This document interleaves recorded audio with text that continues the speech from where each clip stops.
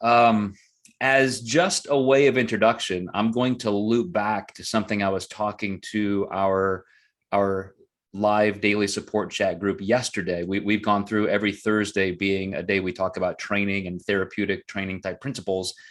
We've been picking apart all the different nuances of training design and frequency, duration, hitting different muscle fiber types through different energy systems, all of that. And I used a couple of clients as examples yesterday, and I had an email from one of them this morning that I thought was great to discuss. One of my top female bodybuilder clients, figure competitor, who's pretty gifted. She has a lot of muscle. She's been training for a long time, so you don't really expect somebody like that to have tremendous change, just with a protocol change. But by reducing her frequency so she could go deeper into those workouts, she could do more sets per workout, she could activate the muscle tissue a little bit more neurologically, take advantage of being just warmed up better, potentially getting more mitochondrial activity. She said, besides the fact that everybody in the gym has noticed and she's seeing the change, she's seeing her strength go up through the roof and she feels recovered all the time. She said she's always gone to this one particular massage therapist who has been, kind of out for the last year, probably due to COVID, just not really, taking clients. And so he has not done any body work on her for about a year. And she said he just worked on her yesterday. And he said, "Oh my gosh, what in the world have you done? You have added so much muscle." So just a little check mark for that kind of affirmation. Because what we talk about every Friday is science. I want to go through at least one study, sometimes comparing a couple, sometimes going through a meta-analysis, but looking at topics from angles that not a lot of people are aware of. And, just looking at motivation, we describe motivation in so many different ways. And just doing a search, if you go to PubMed or Google Scholar and you start using different phrases, try to search for any research on motivation, you'll see that it's categorized in different ways, different fields think of it differently, different disciplines. You'll end up running into entire books and chapters as well as studies. And one of the things in our company that we often think of in terms of motivation is self-determination theory, which is one of the newest disciplines. And that is because our health psychologist, Dr. Corey Probst, who's the vice president in our company, that's her jam. She just loves self-determination theory. This was developed primarily in the 70s and grew from there. It has a lot to do with positive psychology and a lot of that work done at University of Penn. And that's what we're not going to talk about today. So I think a lot of people in our company who would see that word motivation, it's like, oh, he's going to talk about autonomy and competence and all of those things. And that is not what we're going to talk about today. Instead, I went to an entire different discipline. This is from a study commissioned by the Federal Reserve Bank, and it was done in conjunction with MIT, the University of Chicago, and they one of the people that I saw who used this. I first came in contact with this particular research through a TED Talk. And it was actually a lawyer who was a political speechwriter who also has his hands in just business development. And you'll see later in my PowerPoint that he even brings in some thoughts from the London, School of Economics, which is a huge, academic powerhouse in the world.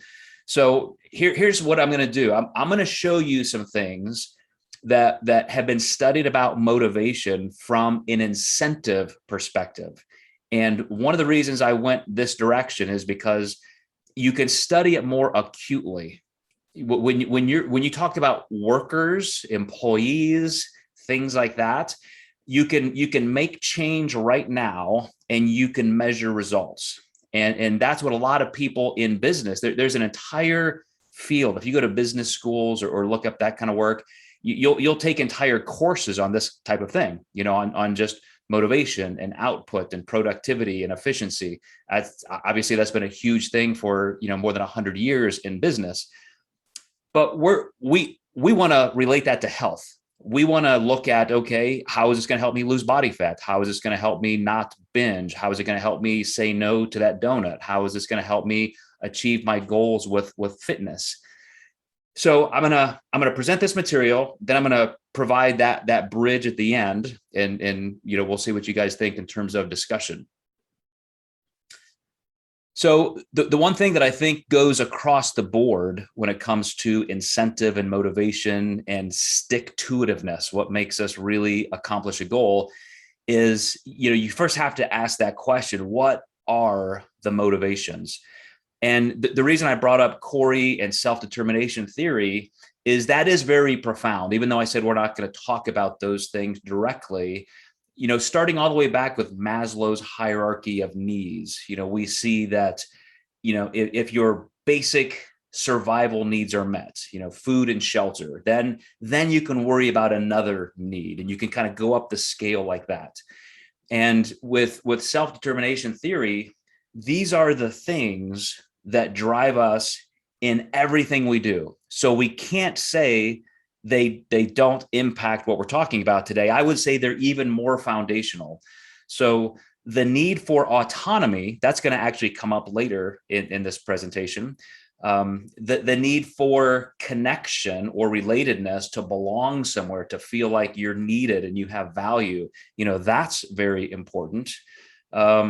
Why is that third one escaping me? Autonomy, competence. Kevin's going to jump in.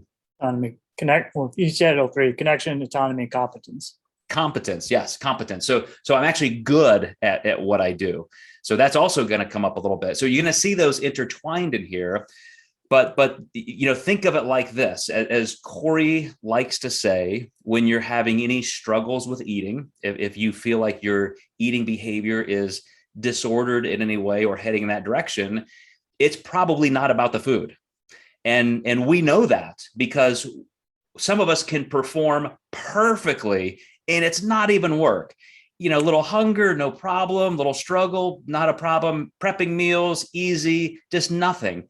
At other times in our lives, we're just crumbling. Nothing is working. Everything is a struggle. We're breaking down at every opportunity.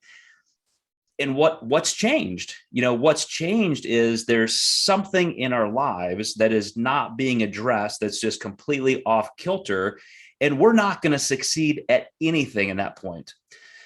So take that self-determination theory as the foundation, and now let's build on it today. What's going to make us able to then reach for some of these goals, and how do we create some kind of incentivization for that, or incentive, I should say. So here's what's interesting too, because you're gonna just get sick of me using these words, but intrinsic versus extrinsic motivation. As soon as I heard this TED talk and this guy giving this talk about incentive, it made me laugh, but also didn't surprise me that here's this TED talk on incentive. And within the first couple of minutes, he used the words intrinsic and extrinsic motivation. And he said, in business, those are the two competing forces, and there are different theories for each. Does extrinsic motivation work? If I tell the employee, with a stick, if you don't do this, here are consequences, or with a carrot, if you do this, here's what you get. You get a bonus, you get a commission. Does external motivation work? And clearly it has to in some way, in some places, but yet where does intrinsic come in? How do you get people to feel so fulfilled that they don't even need those things? So yes, the hypothesis is that there will always be performance contingent incentives, but at the same time, you'll see that those can backfire. This study that I'm going to show you actually proves that in some cases, the more you give somebody, the more incentive, the more reward, the worse they actually perform. So we need to figure out why that is. welcome to the Friday research review. Let's get into that. So as I said, MIT, University of Chicago, and then this is what's great. So one of my favorite things to do in a study is to look at the methodology, look at the design, and see, was this just a bad study, or did they, there's always something we could do better. And most of the researchers by the end of a study will say that, in the discussion section, they'll say, yeah, here's what we did. And, somebody else may want to do this. I wish we had done this, or we could have done this a little bit better in hindsight. But this is one that I think has some really cool features. So when we're looking at incentive, who are you going to incentivize? Who are you trying to motivate? Is it a suburban housewife in Iowa? Is it a graduate student at MIT? Is it a kindergarten student? Is it a male? Is it a female? And so one of the things they did is that they did some study of a lot of different people, and even went into a culture like India just to see, like, well, maybe this is a universal human thing, or maybe it's just an American thing. But they created different tasks. They wanted to check kind of mechanical motor skill motivation. So, imagine having a game where you have to stack things up, or like that game Simon, where it's like a memory thing. You got to remember, did the blue light go first, and then the red, and then the green? So there are these motor skill things. There are cognitive thinking skills. So they use some anagrams where you have to do, vocabulary, word, letter type things. And then at one point, they even decided, let's have everybody do this privately, but then see what happens when we put them in front of an audience. Like, we put that pressure. Now people are watching them do this. So there were some really cool things that they wanted to see how far this goes across those different boundaries. So the first experiment was in India, and they took 87 rural residents, and they decided they're going to do all of these different skills, these 3 different categories, separately. And so they could see, is this, how is this impacting? We're going to compare subject to subject with memory alone. We'll do subject to subject comparisons with creativity alone, and then also with motor skills alone, and with different levels of reward. So they kind of use this 10 times rule, which is they would say, okay, if you reach this level of success, you get 4 rupees.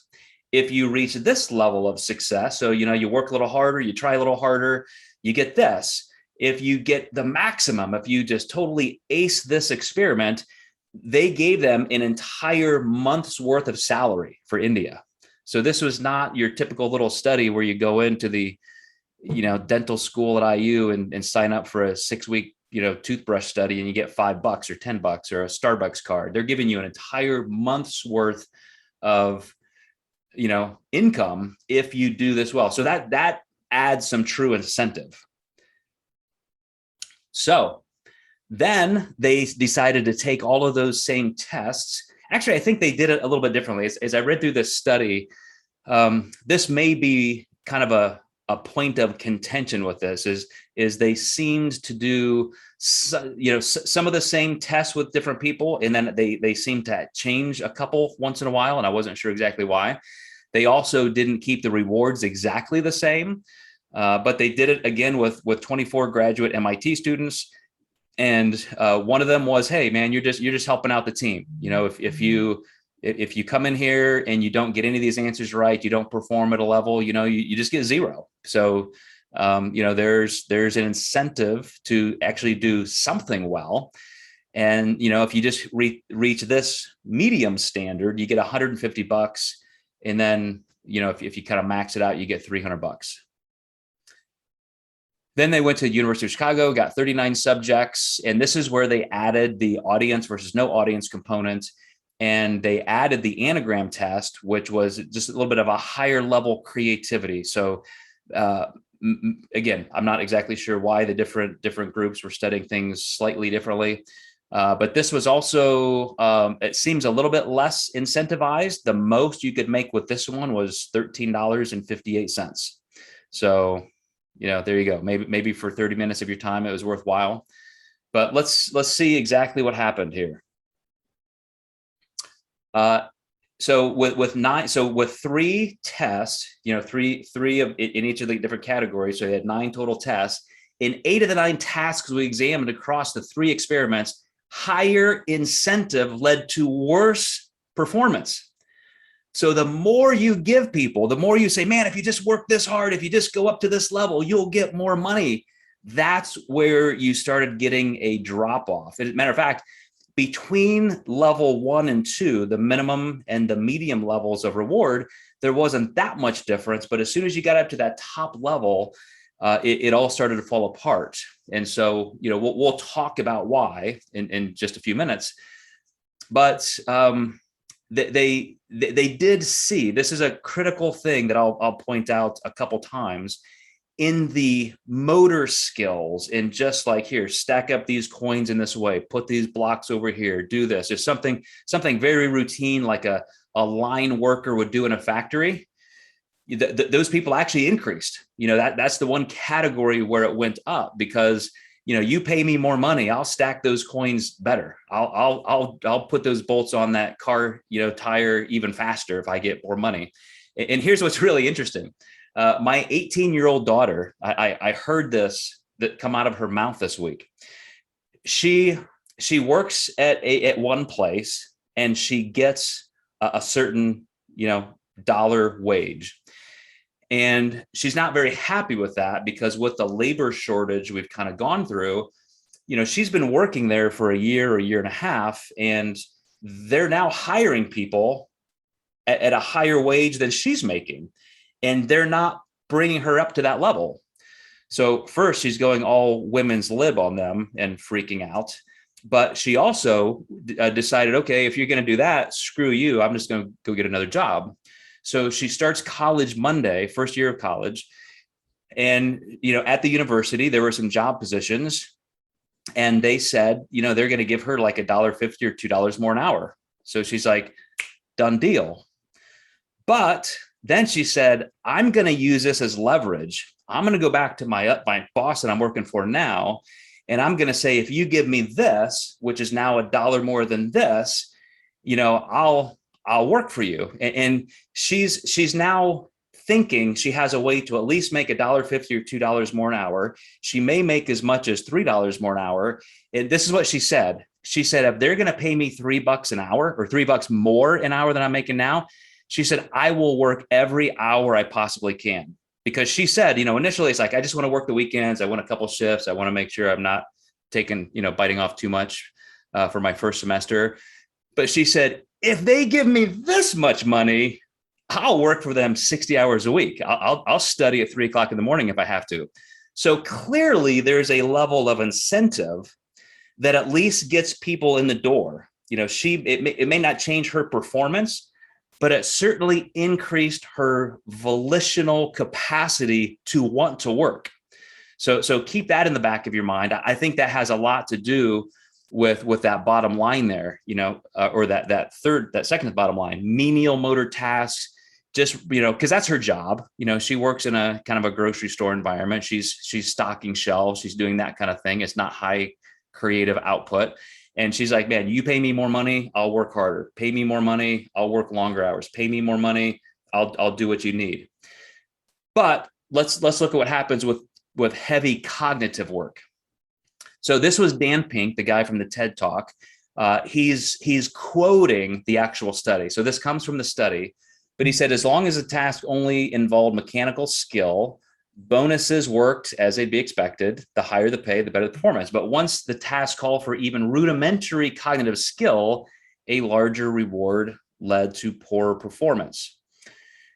So here's my first discussion point for us. What would make that kind of extra incentive? All they did was say, I will give you more money. Like, if now we're raising the stakes. If you do this much better, you're going to get more money. Why would that make people do worse when it comes to creative or cognitive work? Number one, I think it's kind of obvious, and this is what I talked, is it probably just has to do something with pressure. Matter of fact, Dan Pink from this TED Talk, he brought up this as his main metaphor for his talk. I don't know if you guys had ever heard of this. I had not. but it's called the candle test or the candle dilemma. And this has been a psychological test used since the 1950s.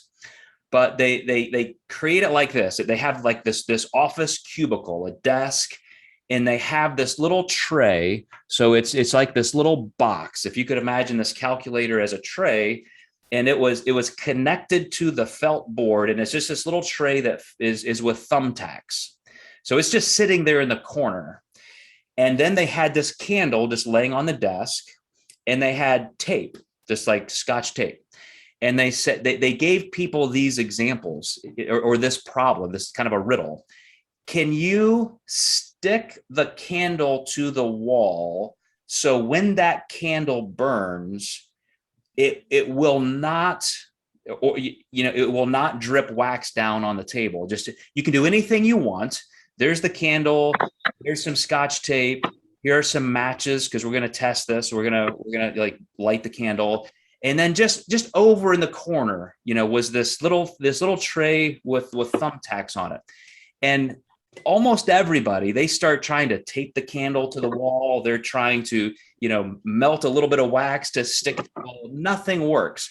Only a few people would take the thumbtacks out of the tray and just put the candle on the tray and say, there you go. Now you'll never get wax on the table.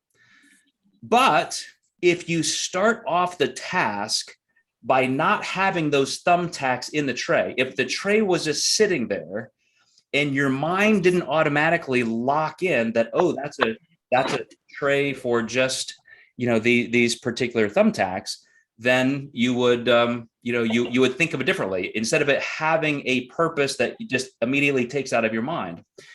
So what they think is that with incentivizing people too much, now they're thinking about the reward too much. They're thinking about the extrinsic motivation. They're thinking about the reward so much that they forget just to be creative. Their mind is being occupied. And so what they're taking away is the autonomy, the competence, the mastery, the fun, of it, the creativity. And so I think that's a big part of it. Just 1 second here. Okay.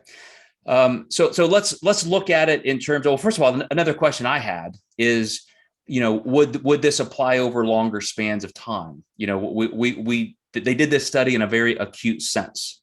Here we are testing this. It was as a pressure-filled situation.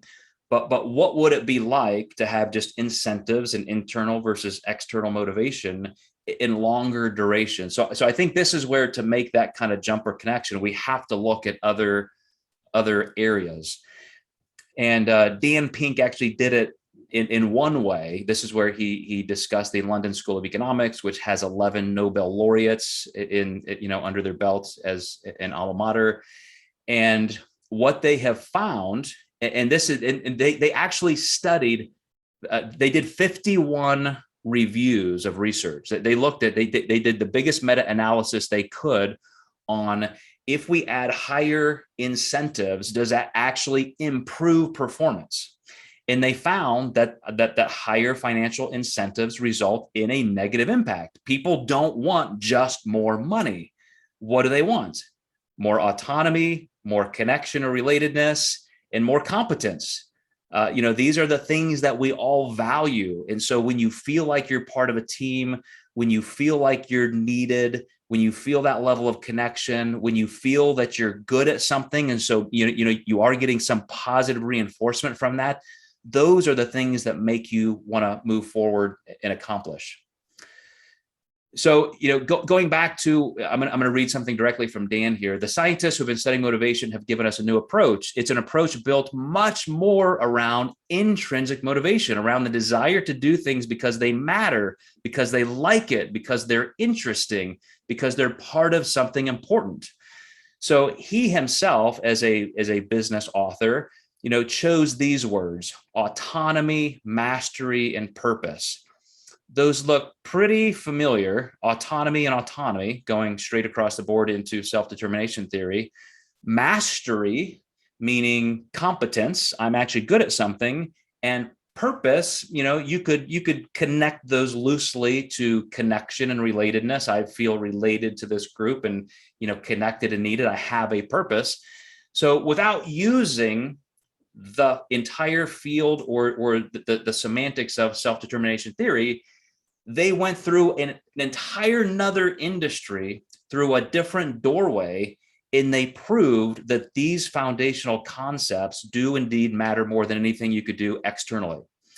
So let's relate that now back to our particular goals in health, nutrition, weight loss, fitness. So, what about these extrinsic motivators? Like, oh my gosh, if I just turn in, a good report this week, my coach will tell me I'm awesome. If I just do this well this week, I'll get to that. I'll lose my 4th pound this month, and that's what I needed. I accomplished that goal. I can check it off the list. If my vacation's coming up and I lose those 10 pounds and I look better on the beach, goal accomplished. These are all very, very external goals. And so they lead to a lot of external functions. We're going to track our macros. We're going to shop. We're going to prep our food. We're going to track our workouts in every way imaginable. And those get us to a certain level. Those are those, mechanical, or you could say, just like this study, the motor skill type things. We're just going through the motions. They don't take a lot of thought. But you guys know that an endeavor like this takes more than that. Because if you add it up through the day, just those external steps, okay, did I take 10 minutes cumulatively through the day to track my macros? Yep, I can do 4th grade math. Did I go shopping this week and do a good job with my shopping list? Yep, got it done. Took an hour. Did I spend a couple hours on the weekend prepping my food and getting everything ready I need? Yep, got it done. Did I work out an hour or more a day? Yep, got it done. But what about the other 150 hours that week? Those are the times that we can fail. Those are the times that we can slip and we can end up going off plan.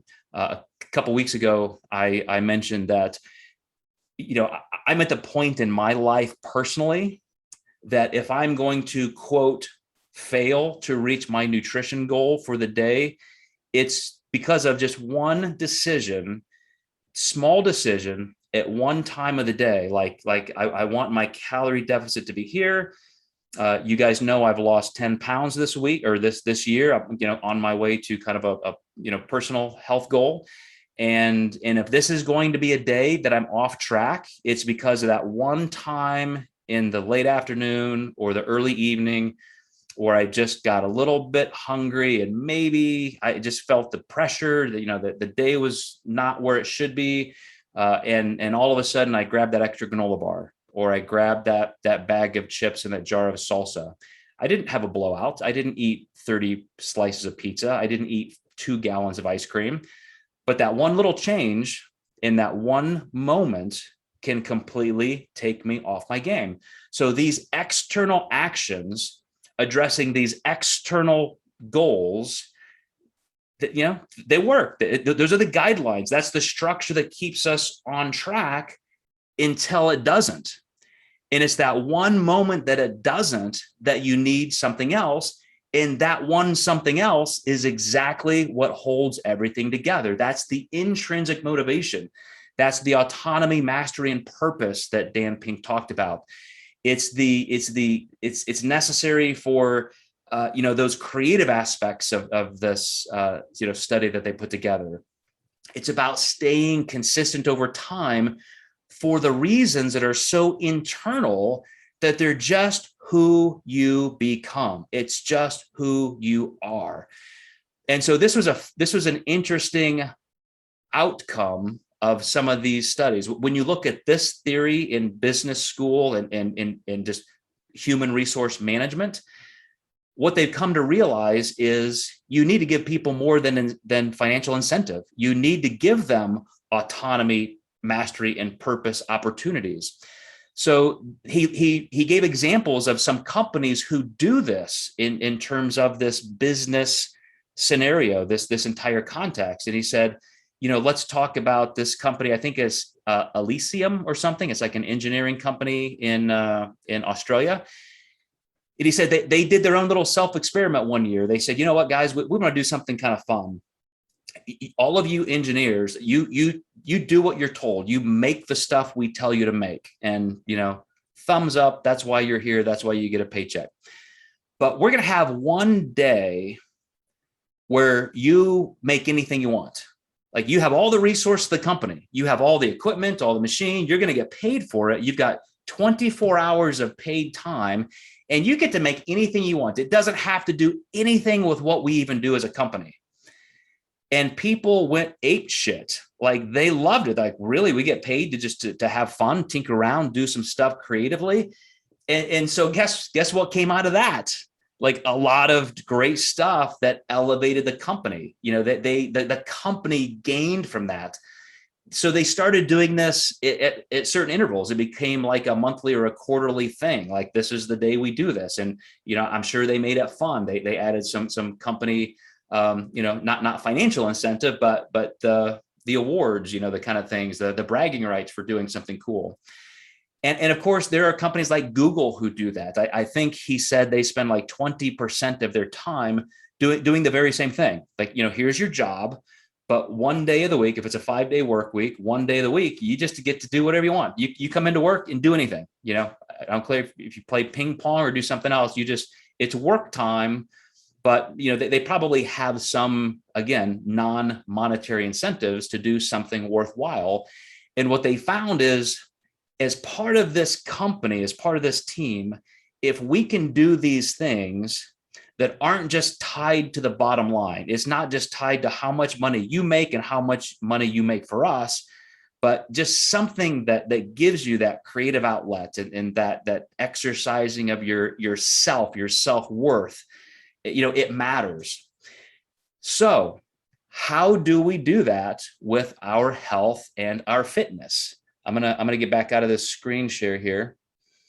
And the big question is, as we go through our day, as we go through our own processes for achieving something, for that next big bodybuilding contest or losing 100 pounds, and we're looking at this. Matter of fact, in about 35 minutes or so, when I'm finished with this call, I have a video consult with a brand new client, and we're going to go over his programming.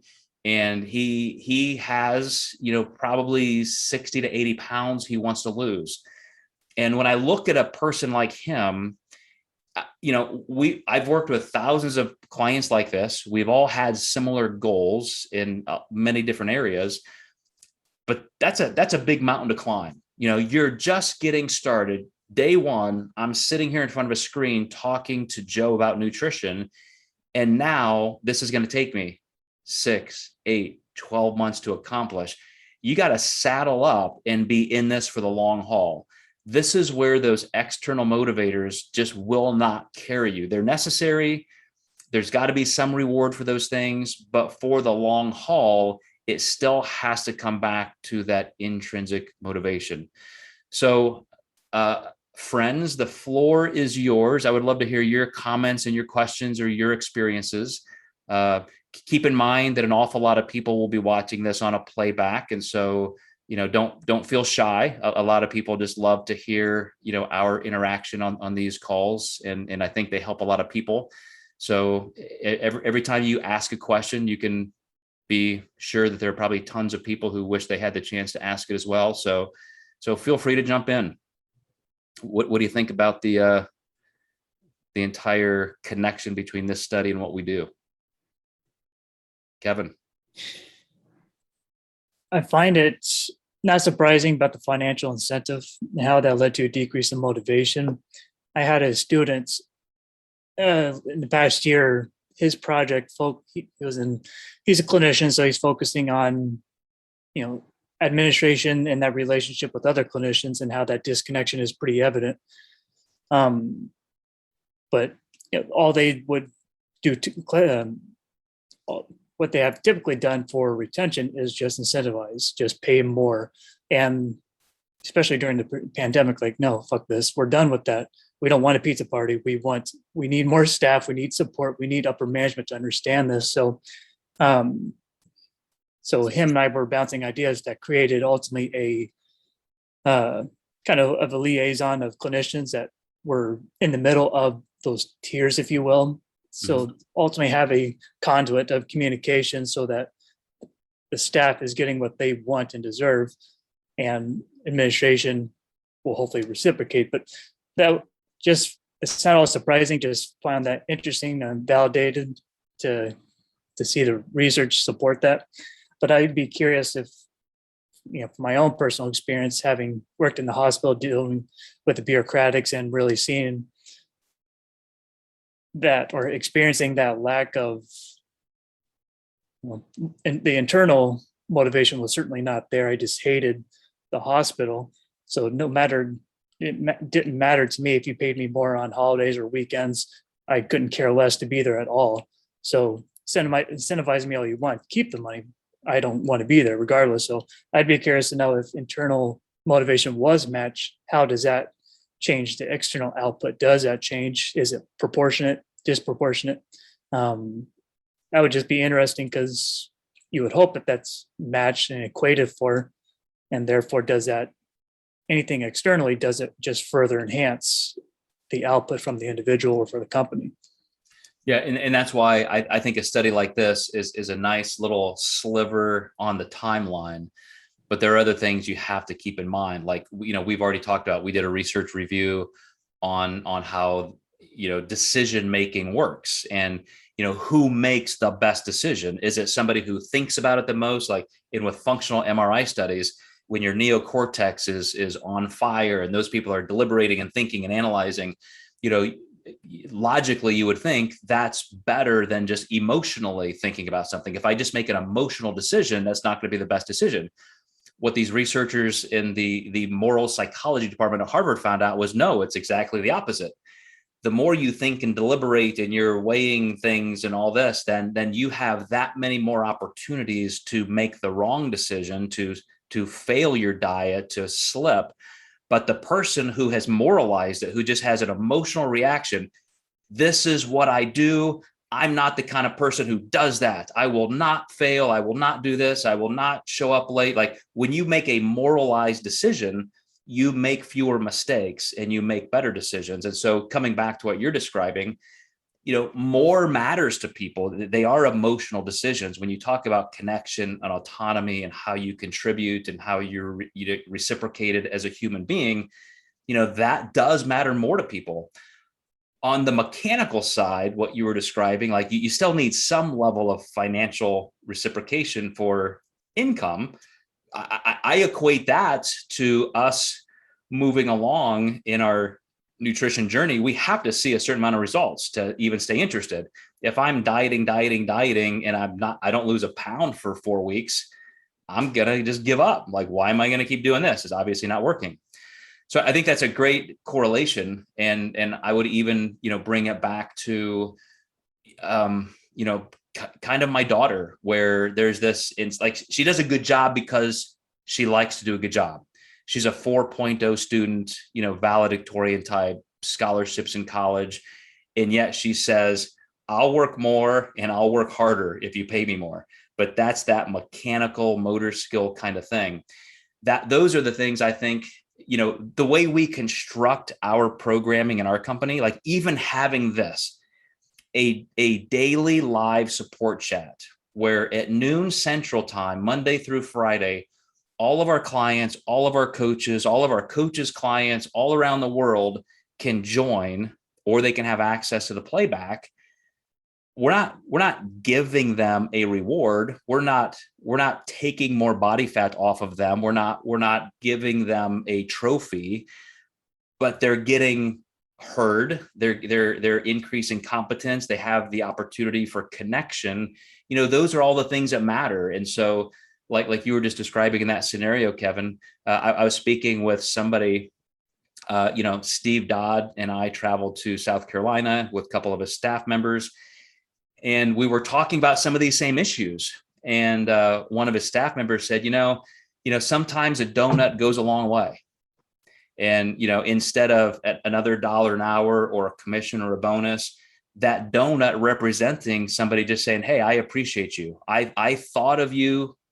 I value you so much that I went out of my way to bring you this gift. Like that means more sometimes than that money. But good stuff, Kevin. For those of you who don't know, Kevin Brunacini, of course, Dr. Brunacini is my co-coach in the Flexible Dieting Institute. He is a doctor in nurse practitionership. I always never know how to say that. But any other questions or comments on how we can use the best of extrinsic motivation to intrinsically motivate us, if that's possible? Stacy, if you have time, I know you're working there, but you're somebody who has worked in the quasi-medical and business field in sales.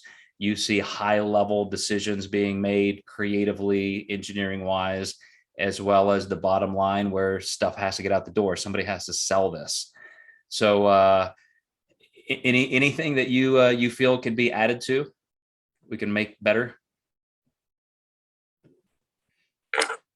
No, this is something that actually our leading dean and our new dean is, it's a very big focal point for them on how to reward the faculty and keep them motivated and not lose them, because sometimes we keep them motivated, but then we lose them to other opportunities. And so the retention and the rewards to our faculty based on levels of achievement is something that they are working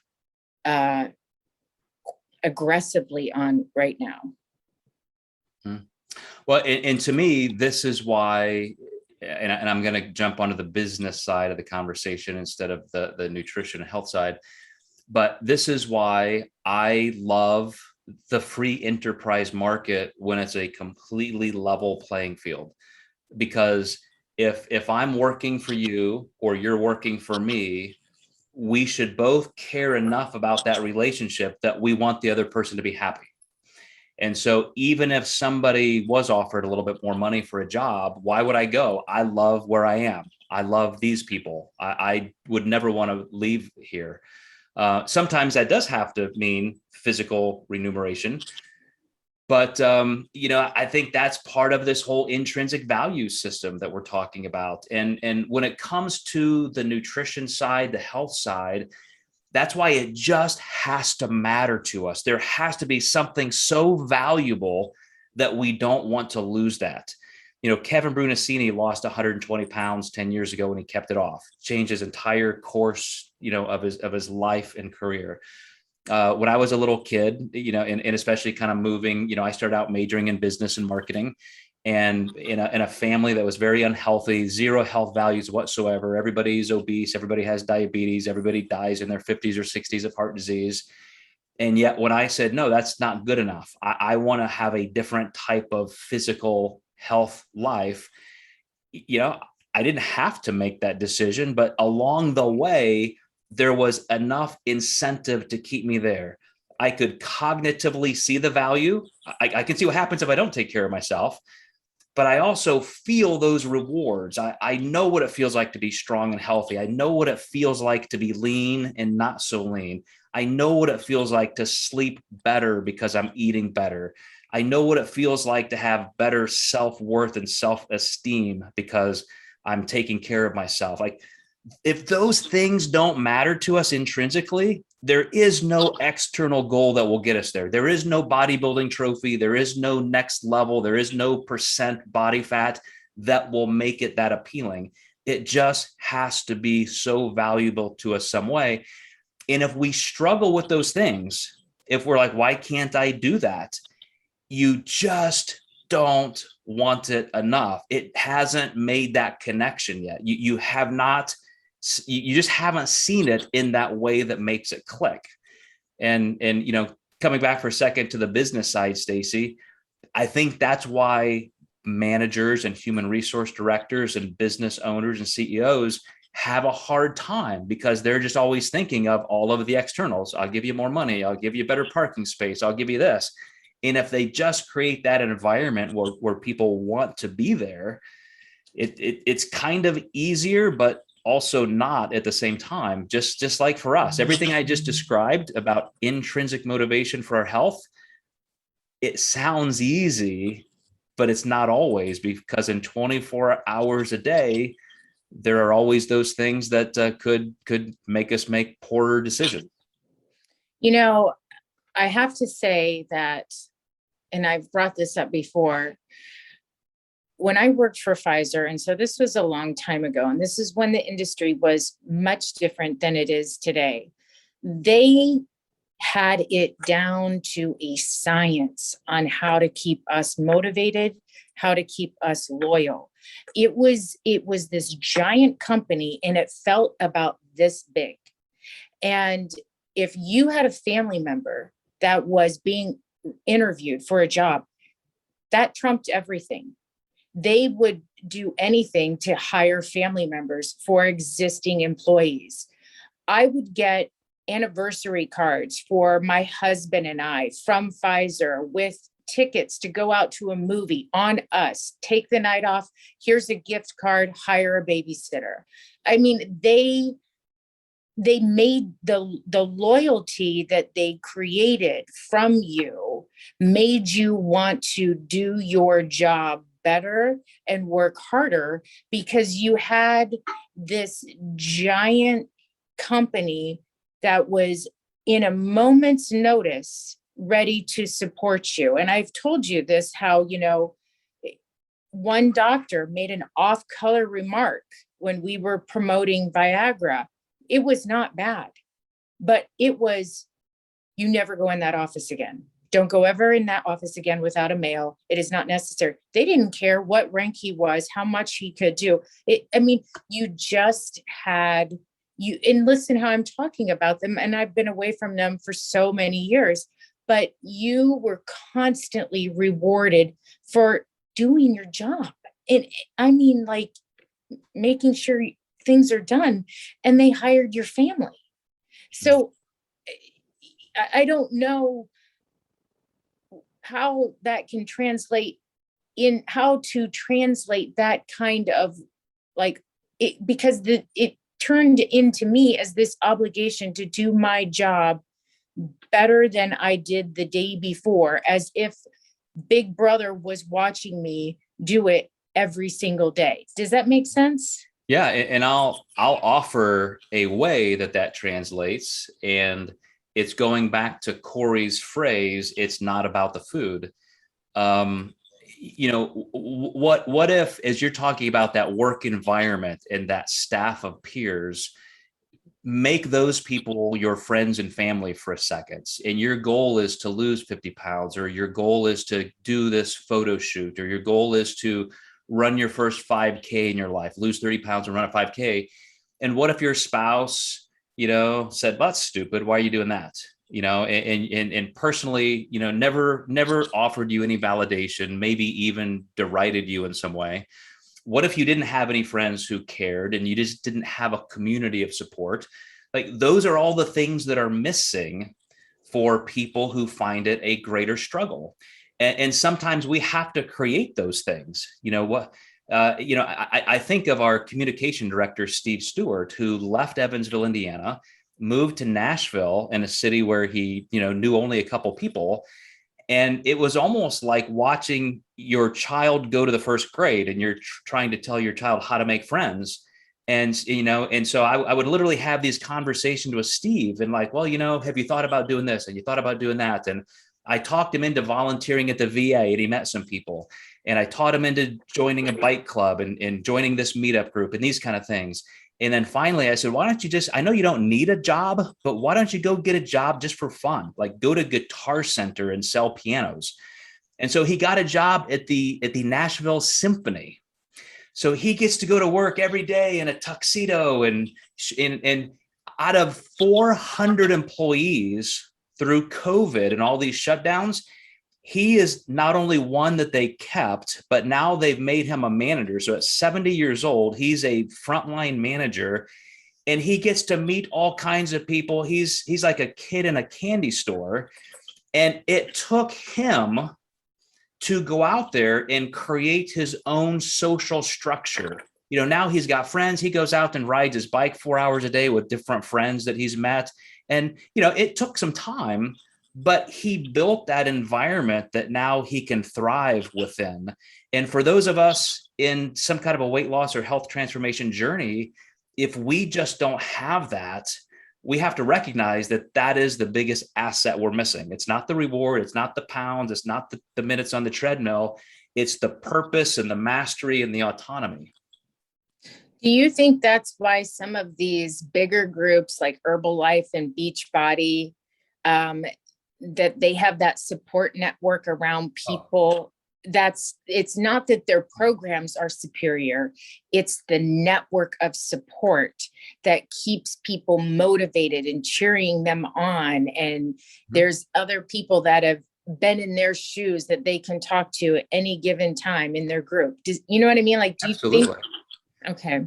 And we still have to take the responsibility to plug in and ask. You can't be like that middle school kid at the dance where you're just standing on the wall the whole time and you never ask anybody to dance. There's the dance floor. They've created the environment, the structure's there, but you still have to venture out at some point and get involved. But yeah, that's those opportunities that companies give for engagement, like us here. And I'm about ready to announce, in our post-COVID, hopefully almost post-COVID era, our first coaching workshop here. So I sure hope you'll come down for that, Stacy, but, maybe in October, because people need a chance to connect, like-minded people need that. For sure. Let me see here. I think Amanda threw a chat in there. Yeah. CrossFit. Yeah. Huge example. Yeah. CrossFit and Peloton. Absolutely. Great example.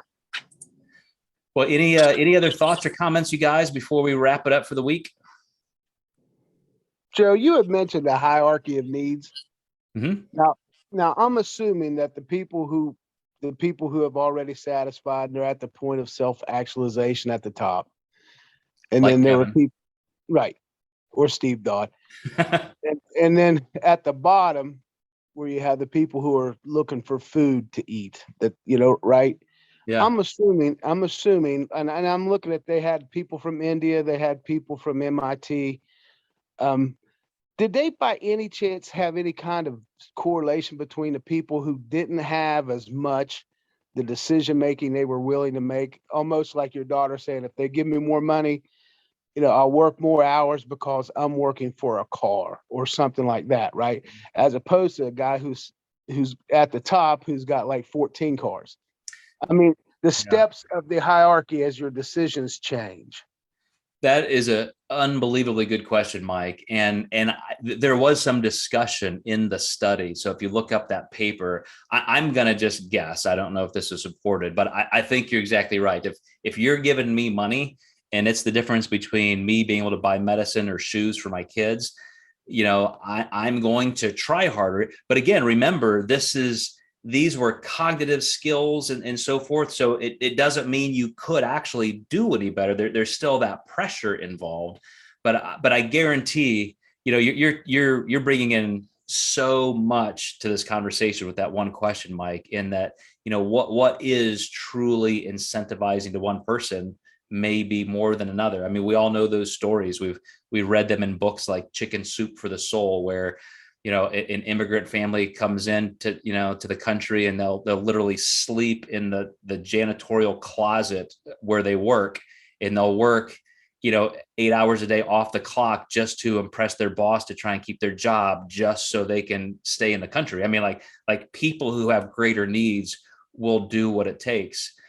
But yeah, that's I do think I remember seeing that the difference, because that's why they wanted to compare like rural workers in India versus spoiled MIT graduate students. But it's still, the data was still the data. Even in India, there was that shift where the more incentive, they just didn't perform better. But really, really good question.